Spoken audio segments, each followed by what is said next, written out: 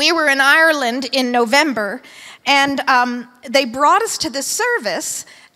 We had this prophetic roundtable. It was amazing. It was incredible. But they brought us to this one service, and Tom and I and some of our interns were there as well. And so we started to minister. And, as usual, my husband kind of just puts me out front and says, "Okay, babe, you got a prophetic word?" And I'm like, yeah, I think. And this is what happens with me. I have to take a step of faith. I have to get out there, and usually when I get out there, the Lord starts speaking to me. So I saw this beautiful girl, and she was with, I thought was her husband, and another girl, and then 2 little kids. And I thought, maybe they're all a family. Maybe they're married. But you never assume anything. And so I said to this one woman, I said, I believe what has happened in your family line is decisions that you have made have changed your spiritual DNA. And she just about fell out of her chair and started to cry. And I said, what you're doing right now is not only changing your generation, but generations to come. Now, I didn't know where I got that. The Lord just dropped that into my spirit, and I had to take the faith to step out and speak that. So afterwards, she calls me, she grabs me literally, and says, "You don't know who I am." I said, "No, I've never met you before. This is the first time I've been in this little Irish town." And she said, "We're a gypsy family.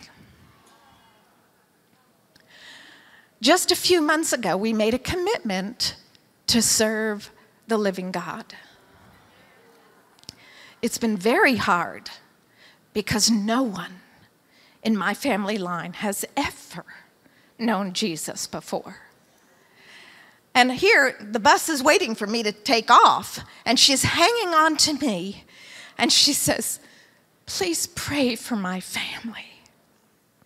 Pray that we'll have the strength to do what is right." Ladies,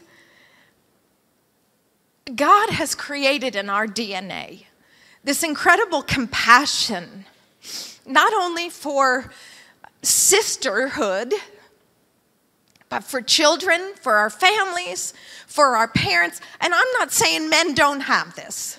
I'm just saying women tend to be a little bit more compassionate, or let me say, show it a little bit more.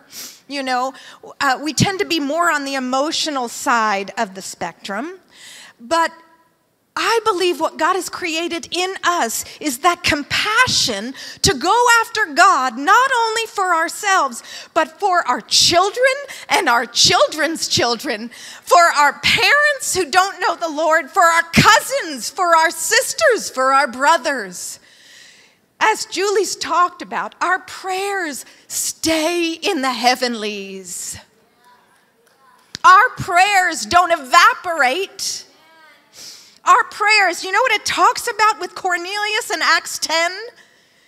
It says that his prayers went up when the angel met him. His prayers went up and became a monument. I think of the Washington Monument when I read that word.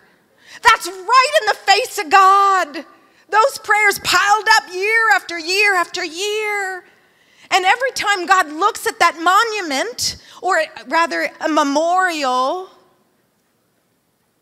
he sees those prayers. Those prayers never die, but they go on and they go on and they go on. That's why when we call for the revival seeds to come up, it's the prayers of the saints who have gone on before us. Those prayers are still living before the throne of God. And when we cry out for revival, angels coming, those were the same prayers that John Wesley and George Wesley and his mother cried out for, Susanna Wesley, for generations to be affected by the living God. I love the fact that the blessings go down for 1,000 generations.